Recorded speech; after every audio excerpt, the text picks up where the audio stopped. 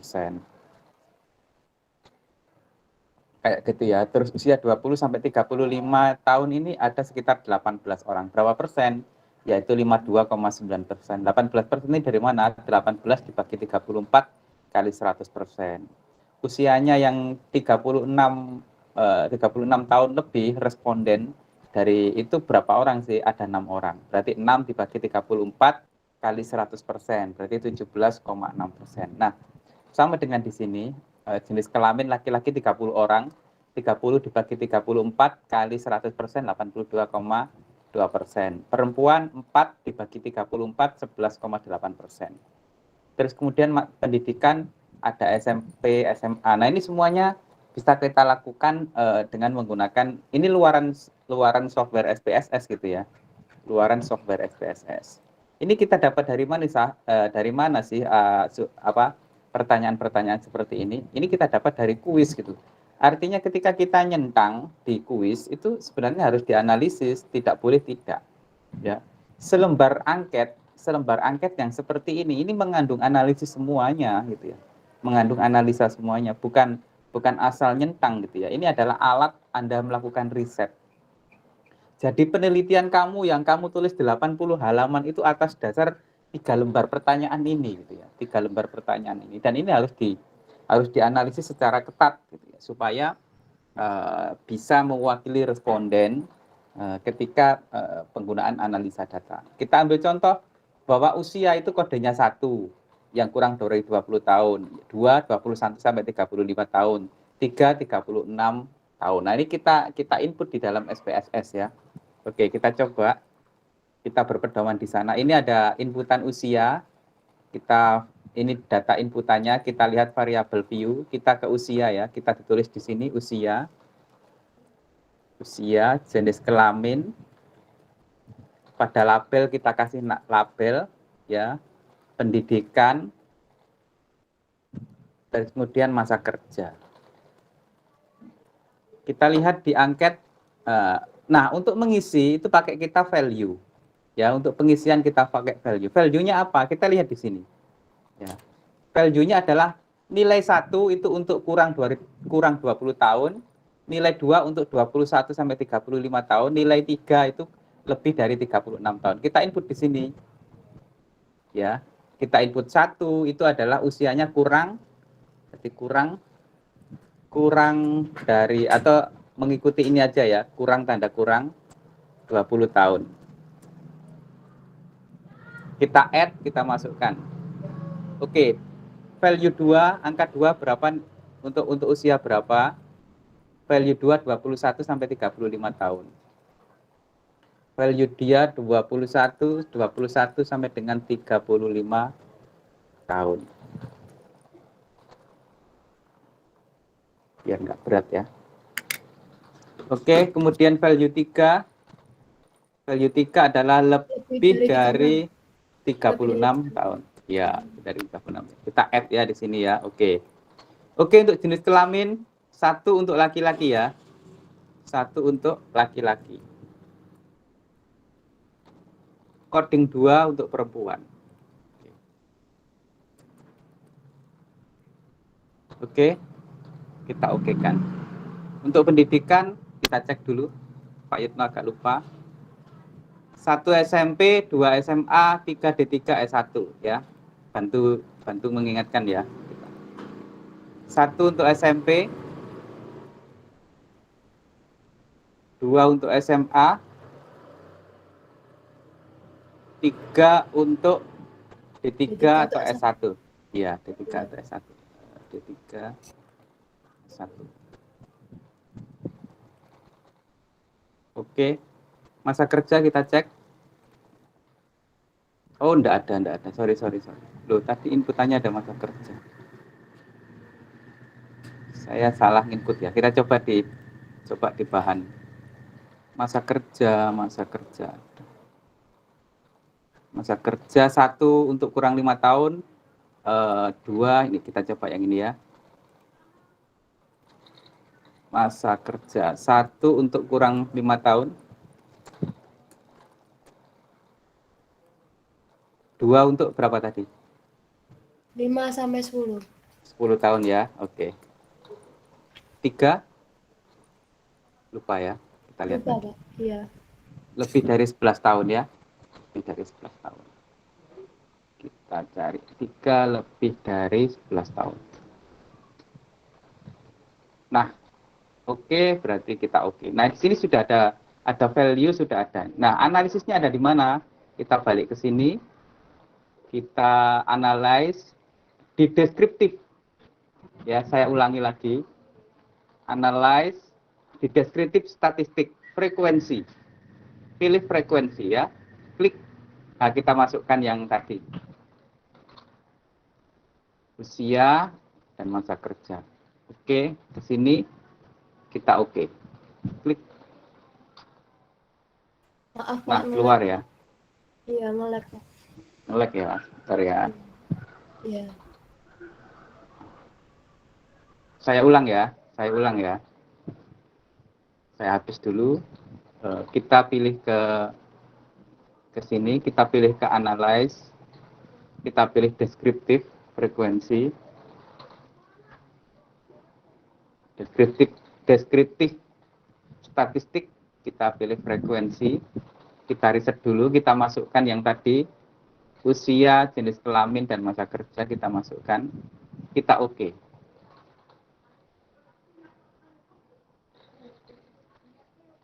Kita oke.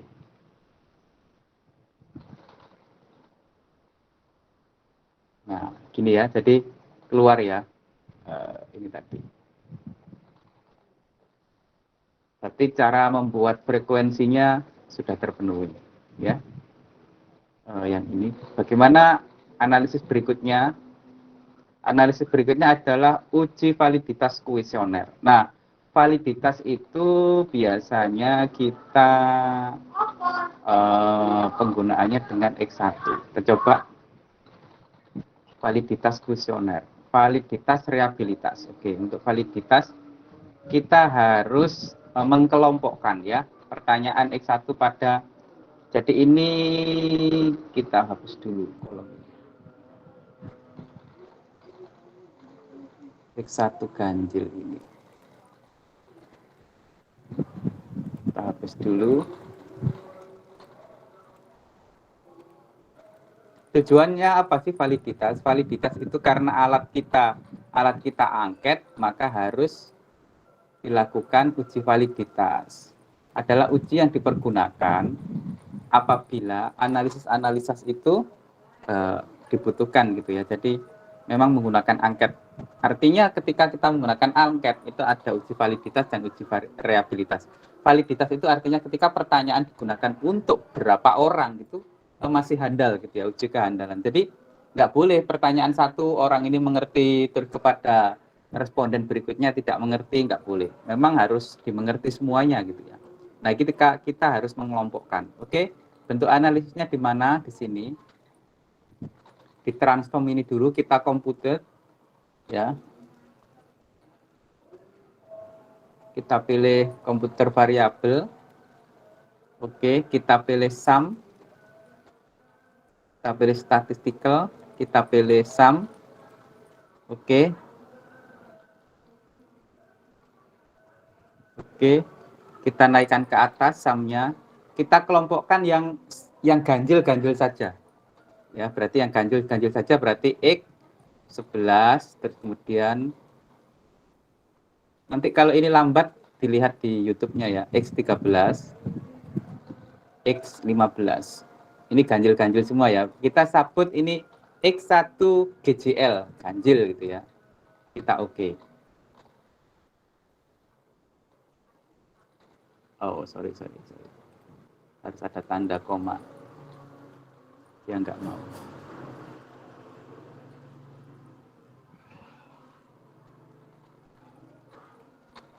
Ada problem ya, sebentar. Kita pilih sum.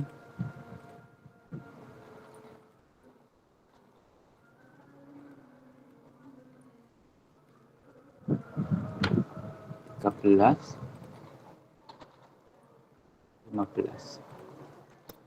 Kita oke coba. Oke. Nah, ini data X ganjil. Kemudian kita transform lagi untuk komputer, kita riset lagi, sum lagi statistical, kita sum lagi, kita naikkan untuk yang genap, berarti X 12, X 14.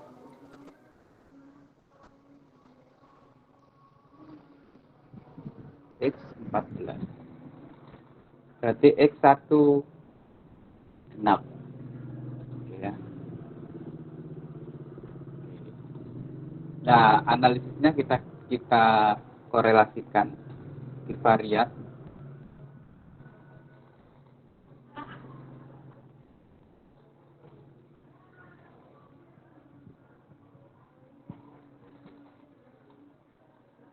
dengan X1.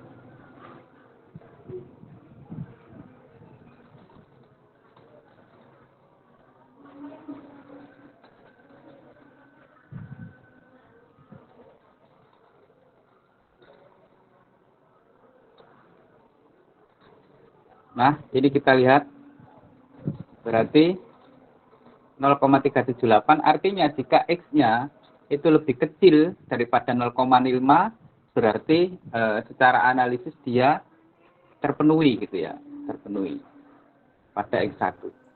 Gitu ya. Jadi pertanyaan satu, luarannya apa sih, coba saya cek lagi. X1.1, X2.2, sorry.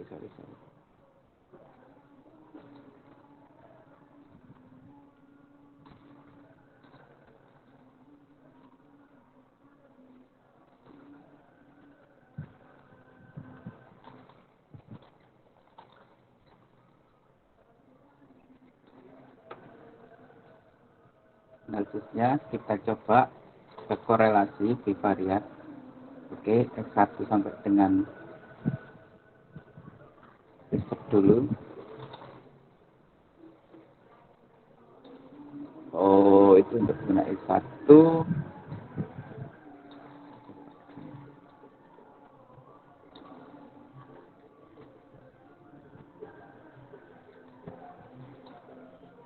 Oke, lihat pada di sini. X1 dengan X11, 0,000. Artinya, ketika X-nya atau sig-nya lebih kecil daripada 0,05, berarti secara validitas itu mereka, sorry ya, secara validitas mereka terpenuhi. Gitu. Jika sig-nya lebih besar daripada 0,05, maka secara validitas dia tidak terpenuhi. Artinya apa? Pertanyaan itu harus dikembalikan lagi pada responden, gitu ya. Pertanyaan itu dikembalikan lagi pada responden. Itu contoh untuk X1. Bagaimana menguji reliabilitas? Reliabilitas dilakukan dengan ini tadi, analisis dari kata reliability. Ada pada sebentar, non parametrik kali reliability analysis. Nah, mana yang dilakukan reliabilitas adalah X ganjil dengan ini dengan nilai X1. Oke, kita taruh di sini. Pilihannya alfa, maka dia akan mencari statistiknya.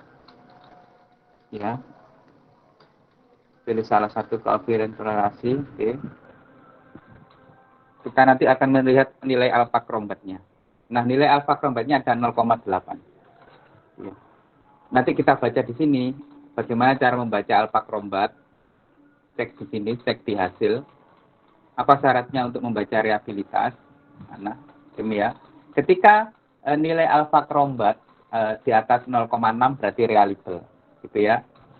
Caranya itu tadi, ini harus diganjil, dikumpulkan ganjil, genap dikumpulkan genap, terus dikali atau dimasukkan di dalam reliability X1 ganjil, X2 ganjil, terus kemudian X1-nya gitu ya. Jadi kita ulang lagi ya.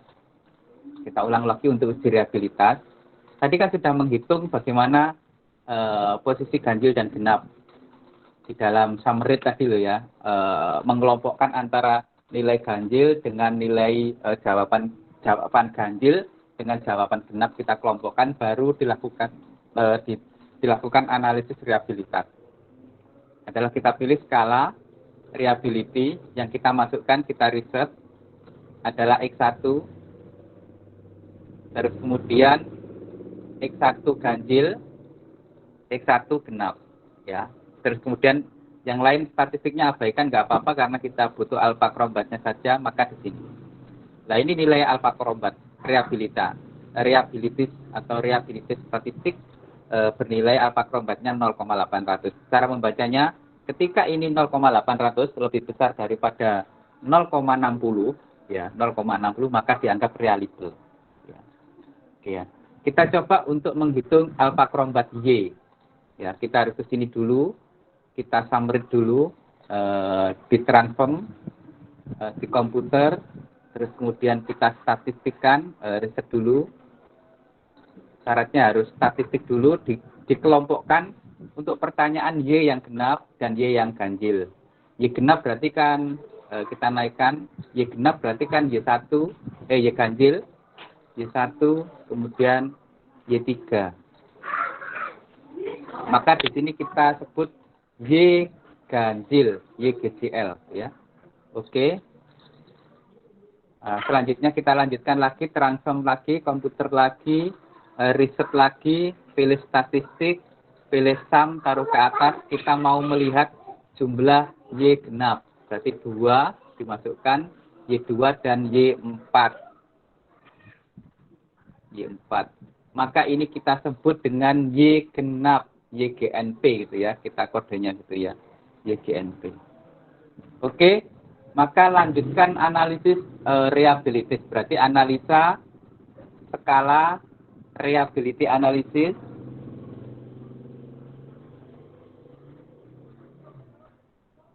Ya, Rizka. Pak, maaf Pak, apa itu layarnya presentasinya Pak Yitno nggak keluar Pak? Terima kasih. Enggak keluar ya. Iya. Sip.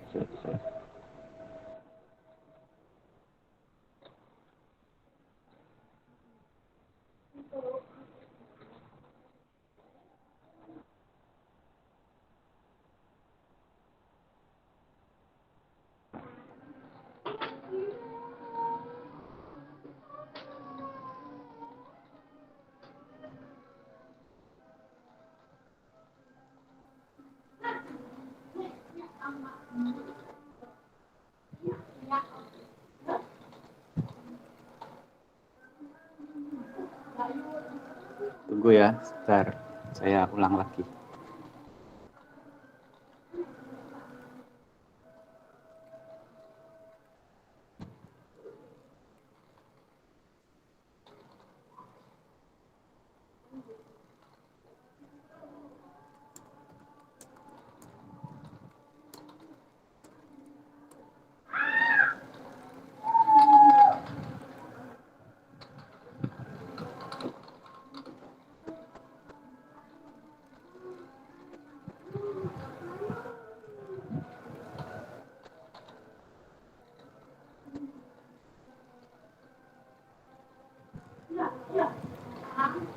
Oke, sudah terlihat. Baik, untuk mengulang kita tadi yang sampai dengan mengelompokkan ganjil dan genap ya. Akhirnya ada Y ganjil, ada Y genap. Nah, untuk analisa reliabilitasnya, untuk supaya kita bisa seperti ini, bisa menunjukkan nilai Y-nya berapa, alfa krombat Y itu berapa, supaya dikatakan reliable, alfa krombatnya harus di atas nilai 0,060 ya, supaya reliable. Kita coba alfa krombat dari Y. Oke, alfa krombat Y kita lakukan analyze, terus kemudian pilih skala, pilih reliability analysis. Oke, kita masukkan Y ganjil, Y genap masuk, kemudian Y saja, nilai Y atau kelompok Y kita masukkan. Terus kemudian kita tidak perlu ke statistik, karena kita hanya ingin mengeluarkan nilai alfa krombat, kita lihat masuk di sini, kemudian kita Nah, berapa nilai alfa krombat? 0,807. Oke ya. Nah, itu mencari validitas dan mencari reliabilitas yang ini gitu ya, yang validitas dan uji reliabilitas. Jadi validitas reliabilitas itu untuk apa sih? Keterangannya di sini. Uji validitas adalah untuk mengetahui apakah item-item yang tersaji dalam kuesioner benar-benar mampu mengungkapkan dengan pasti apa yang diteliti. Dalam pengujian validitas ini semua butir pertanyaan dikatakan valid jika nilai signifikan lebih kecil daripada 0,05. Nah, validitas X1 ini tadi kan sudah, ya.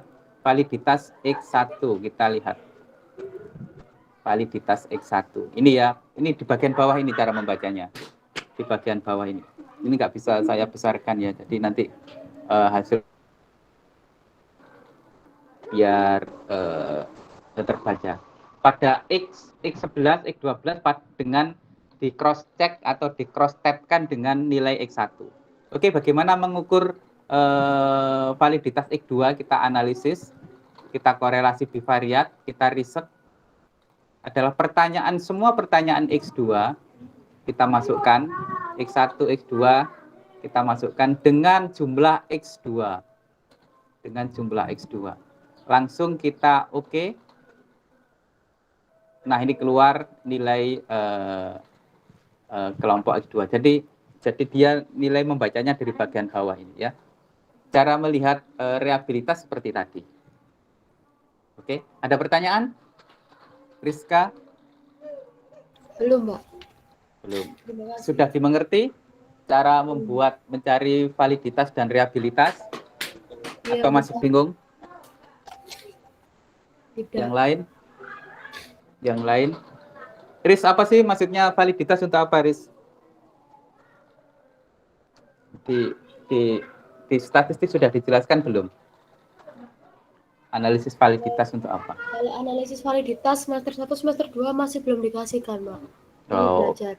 artinya jadi analisis sebelum SPSS, mungkin ya nanti ya, kita kan mau mencari istilahnya riset kita itu kan, penelitian kita itu kan mencari pengaruh gitu ya, mencari pengaruh antara ini dengan ini. Kalau alatnya itu berupa angket, ya alat pencari data itu berupa angket, kayak tadi kuis gitu ya, berarti harus ada uji validitas, ada uji reabilitas. Nanti kamu baca lagi ya, bahan itu tadi kamu baca, itu ada semuanya, dibaca semuanya. Oh, kalau angket berarti harus ada uji validitas, harus ada uji reabilitas. Itu sebelum masuk ke uji regresi yang kemarin. Sebenarnya saya kebalik cara menerangkannya, tapi nggak apa-apa karena khawatir nggak nututi gitu ya. Jadi sebenarnya uji utamanya adalah regresi linier yang kemarin, yang Anda sudah menerangkan ke saya. Itu bagian utama sebenarnya ya. Tetapi syarat supaya sebelum masuk ke ujian itu kan ada ujian-ujian. Salah satunya adalah uji apa tadi? Uji identitas responden, berapa yang 30 umur 30, berapa yang laki-laki, berapa yang perempuan, berapa yang masa kerjanya, itu semuanya harus disebutkan. Terus kemudian karena alat kita adalah angket, ingat-ingat ya, alat kita adalah angket, maka harus diuji validitas. Terus karena angket ya, maka diuji validitas. Kalau alatnya berupa laporan keuangan atau hasil uji laboratorium, tidak perlu, karena tidak angket. Ya, harus diingat ya. Maka kalau seperti ini, ada contoh ya, ada contoh seperti ini. Ada contoh seperti ini. Judul umpamanya, pengaruh judul seperti ini. Ada pengaruh judul, pengaruh gaji karyawan, persepsi karyawan, dan pengetahuan karyawan terhadap kemampuan terhadap gini aja, gaji karyawan, persepsi karyawan, pengetahuan karyawan terhadap laporan keuangan perusahaan. Jadi ini adalah X, ini adalah Y. Ini adalah X, ini adalah Y. Baru.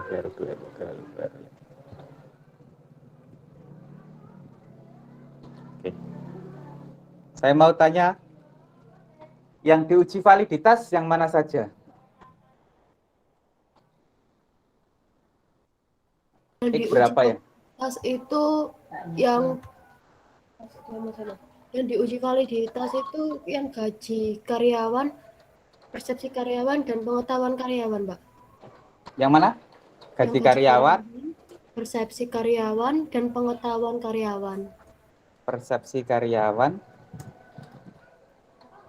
dan pengetahuan karyawan. Pengetahuan. Oke. Terus laporan keuangan diuji apa enggak?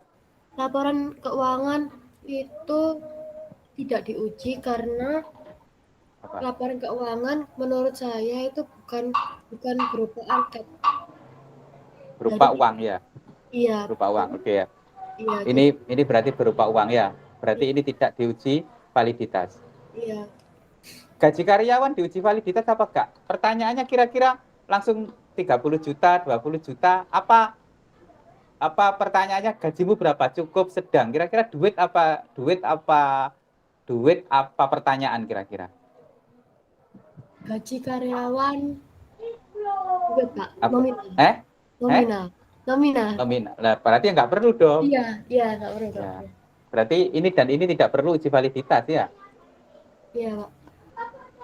Bisa ya juga, bisa enggak sih, karena barangkali dia juga menanyakan cukup, sedang. Gitu. Kalau jawabannya sedang tidak nominal uang, maka ini tidak perlu uji validitas, uji realitas. Ya, tapi segala ditanyakan berupa persepsi atau berupa pertanyaan yang jawabannya menggunakan skala Likert itu jawabannya adalah iya tidak atau baik cukup, maka dia harus menggunakan uji validitas, uji realitas ya. Bisa dimengerti ya. Kalau itu berupa laporan keuangan enggak, berarti artinya yang perlu seperti ini, yang uji validitas sama uji realitas hanya pada persepsi karyawan dan pengetahuan. Karena ini pasti pertanyaan ini.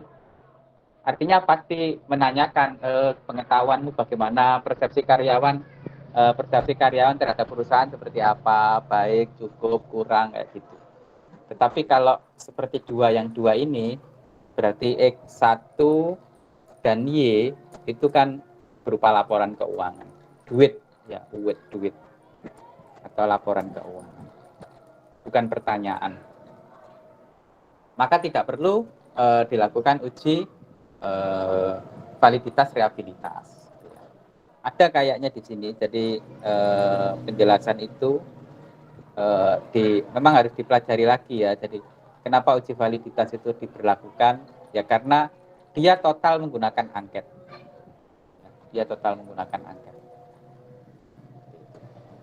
Oke, ada pertanyaan lagi? Kenapa? Saya mau bertanya, Pak. Tadi itu saya mikirnya yang gaji karyawan itu bisa jadi dibuat uji validitas itu kalau misalkan pas untuk proses rekrutmen dulu, Pak. Berapakah perkisaran gaji yang Anda harapkan? Itu biasanya kan ada yang checklist. Kalau seperti ini, boleh, benar, pertanyaanmu juga benar. Kalau bentuknya checklist, berarti kan dia kalau bentuknya checklist 1 2 kan bisa di bawah 500, kurang 500, 300. Itu maka disebut dengan, maka dia gini, benar. Saya izinkan pertanyaanmu benar. Kalau dia berupa checklist 1 2 3 pilihannya, maka dia wajib uji validitas, uji realitas. Tapi kalau kosong, berapa gaji karyawan? Dia nulis 500.000, 300.000, maka dia tidak wajib, Riz. Iya, benar. Oke. Ya. Boleh kamu mempersepsikan itu ya. Jadi memang harus tahu bentuk persis apa ininya. Contoh ya, jadi pertanyaan-pertanyaan seperti ini ada beberapa pertanyaan yang kayak begini. Bukan Dewi. Mungkin angketnya seperti ini. Sebentar, ke bawah. Skripsi ekonomi yang punya Mahardika ini. Jadi Iwan dia laporan keuangan murni gitu ya.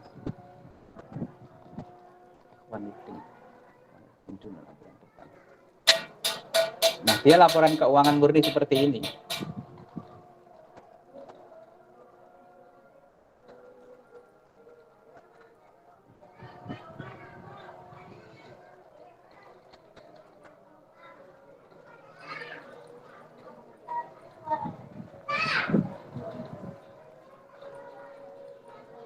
Nah, pengaruh jumlah anggota, jadi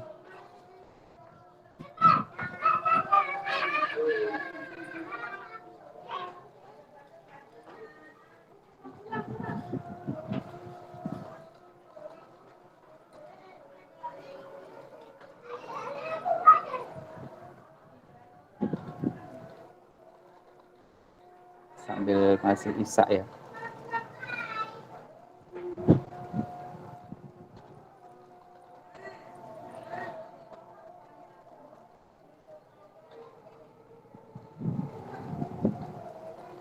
Oke, dia risetnya adalah seperti ini. Pengaruh jumlah anggota, simpanan dan pinjaman anggota terhadap sisa hasil usaha. Nah, seperti ini dia pure laporan keuangan. Maka dia di bab ini, di bab 4, 5-nya, dia tidak menampilkan. Dia tidak menampilkan uji validitas, tidak menampilkan uji validitas sama reliabilitas. Apa saja yang dia tampilkan adalah laporan keuangan, simpanan pokok, simpanan anggota pada tahun 2010 sampai tahun 2014, pinjaman anggota, sisa hasil usaha. Dia melampirkan seperti ini. Maka dia tidak mewajibkan langsung, dia tidak mewajibkan untuk pengujian validitas dan reliabilitas. Ya, beda dengan punya Dewi karena dia menggunakan angket, maka Dewi wajib mengeluarkan uji validitas dan uji reliabilitas karena alatnya angket. Ya. Apa yang ditanyakan Rizka benar. Kalau dia di angket ini tadi, jadi saya ulang ya, saya ulang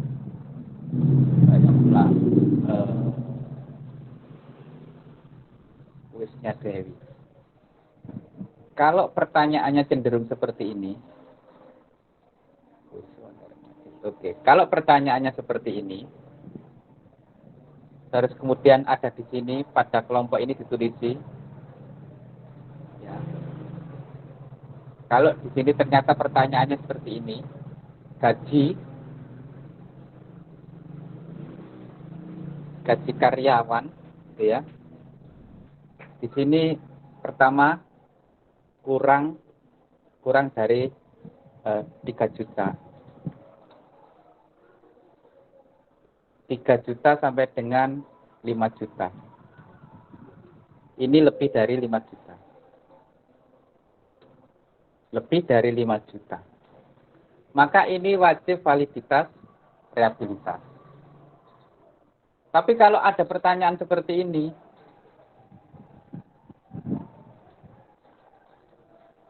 berapakah gaji kamu saat ini? Ya. Berapakah gaji kamu saat ini? Dalam kurung cek data pembukuan dan tulis di sini, tulis di bawah. Terus di bagian ini ada kolom besar, ya, tulis di sini. Ada pertanyaan seperti ini. Nah, kalau seperti ini maka gaji karyawan ini tidak perlu melakukan uji validitas. Karena apa? Absurd, ya, dia tidak tahu batas rentangnya. Gitu. Nah, itu tidak dianggap bagian dari angket, tidak bagian dari teknis. Gitu. Bisa dimengerti ya, adik-adik? Bisa, Pak. Oke. Cukup ya untuk saat ini ya, validitas reliabilitas. Kita lanjut minggu depan tentang uji berikutnya. Next, kita sudah satu langkah lagi, yaitu uji ini asumsi klasik. Tahu fungsinya uji asumsi klasik, Rizka? Untuk menguji ke asumsi klasik itu untuk menguji data tersebut normal, distribusi normal atau tidak. Banyak langkah-langkahnya meliputi uji normalitas residual, terus habis itu ya Yang seperti itu, Pak. Ya. Kenapa harus digunakan uji validitas sama reliabilitas? Apa harus ada uji asumsi klasik? Ini ya berarti maksudnya Rizka ya. Ada normalitas data, multikolonial, autokorelasi, atau juga uji heteroskedastisitas. Kenapa? Tahu nggak? Gimana, Pak? Kenapa alasannya dia menggunakan uji asumsi klasik selain yang kamu sampaikan? Itu tadi jenis ujinya, Riz. Oh, Ada normalitas data, multikulinearitas data, uji autokorelasi, uji heteroskedastisitas. Itu jenisnya yang kamu sampaikan. Tapi kenapa alasannya uji asumsi klasik itu harus ada? Karena X kamu lebih dari satu, gitu ya. Ada X1, X2, X3. Setiap analisa regresi linier yang berganda itu berarti n X1 lebih X-nya lebih dari satu. Ada X1, X2, X3, maka dia harus uji asumsi klasik. Supaya apa? Supaya X1 tidak mempengaruhi X2, X2 tidak mempengaruhi X3, X3 tidak mempengaruhi X1. Jadi yang harus dipengaruhi adalah X1 terhadap Y, X2 terhadap Y, X3 terhadap Y. X1, X2, X3 itu tidak boleh saling mempengaruhi. Makanya harus ada uji normalitas data, uji multikolenial, uji autokorelasi, dan uji heteroskedastisitas. Syarat ya. Kalau umpamanya judulnya seperti ini gitu. Judulnya seperti ini. Ada judul seperti ini risetnya. Pengaruh pola makan terhadap pertumbuhan anak balita 5 tahun di Dukuh Menanggal. Kalau seperti ini perlu uji asumsi klasik nggak? Pengaruh pola makan terhadap pertumbuhan anak balita 5 tahun di Dukuh Menanggal. Perlu kalau nggak yang asumsi saya klasik? tidak, Pak. Kenapa? Karena di sini yang jadi variabel terikatnya itu kan variabel terikat itu kan pola makan, sedangkan yang variabel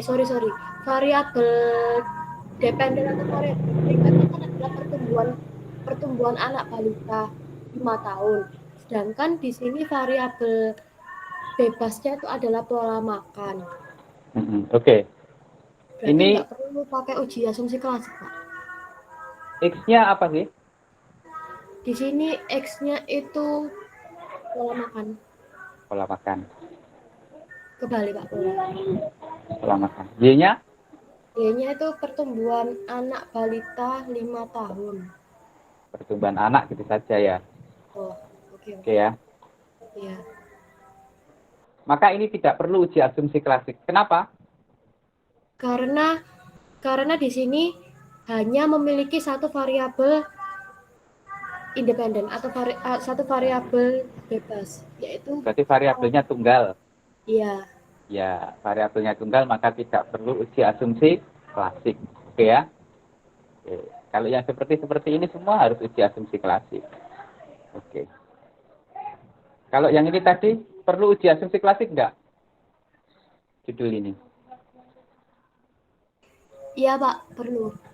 Perlu. Perlu uji validitas reliabilitas enggak? Kalau uji validitas reliabilitas itu sebenarnya jumlah anggota simpanan pinjaman anggota. Saya rasa tidak, Pak. Karena di Tidak sini perlu. berupa ya biasanya atau Data, lapor. oke. Laporan keuangan, oke ya. Iya. Saya lanjut ke kampus yang lain. Kita lanjut kemana? Mau ke kampus mana? Mau kebidanan, oke? Kebidanan apa? Oke, kebidanan yang ini. Nah, kisi-kisi. Imunisasi ya. Oke.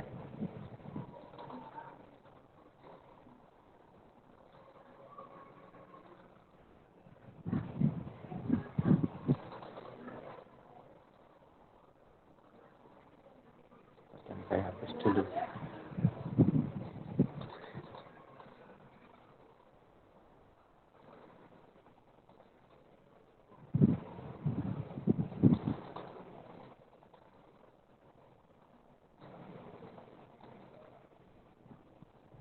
Kepidana.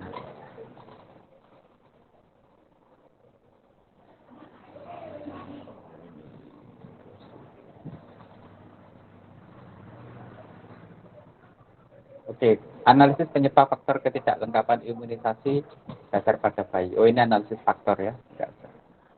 Ini UNER ya.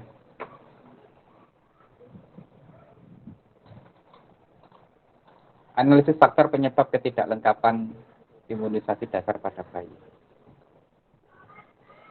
Kita coba lihat angketnya dulu sih.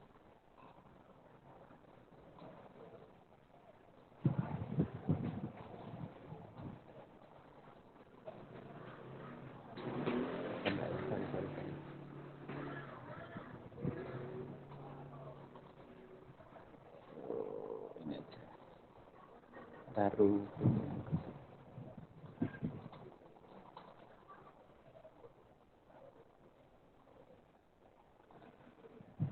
penerapan konseling kelompok LT dalam mengurangi tingkat laku. Oh, enggak ada ya. Gitu. Bentar. Stesia. Oke, ini stesia.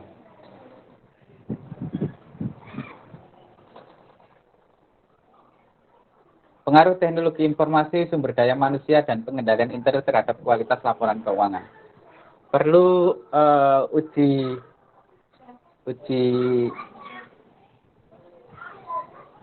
validitas reliabilitas apa enggak?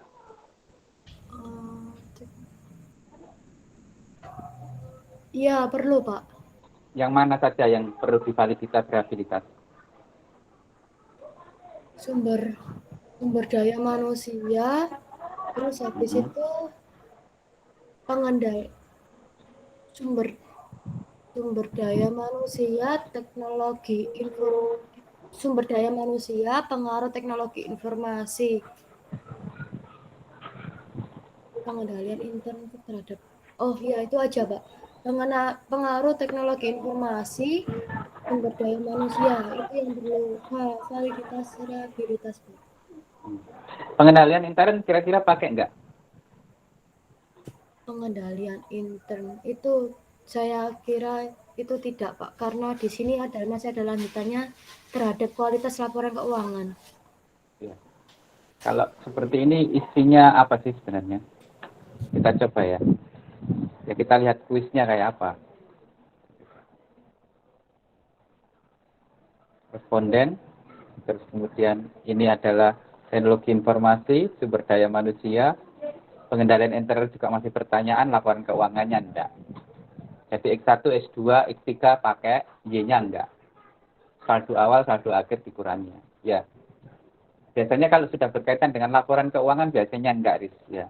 Tapi kalau masih tidak ada uangnya, pengendalian internet itu kan menanyakan adakah kontrol improvement assessment-nya ada enggak, pengawasannya enggak ada, risk assessment-nya ada enggak, risiko keuangannya ada enggak, berarti masih pertanyaan.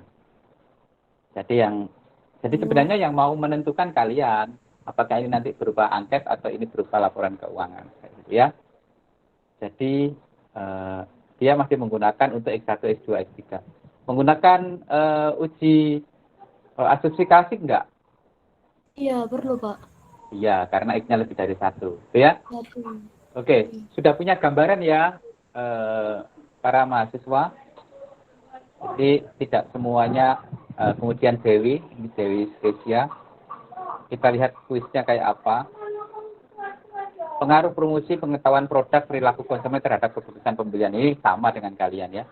Sama dengan yang kalian tulis tadi. Jadi ini akuntansi sebenarnya juga. Tidak teman-teman akuntansi gitu ya. Oke, sudah punya gambaran luas ya. Jadi bergantung kita menggunakan angketnya seperti apa. Kalau ya tergantung penguji. Kita penggantung pembimbing.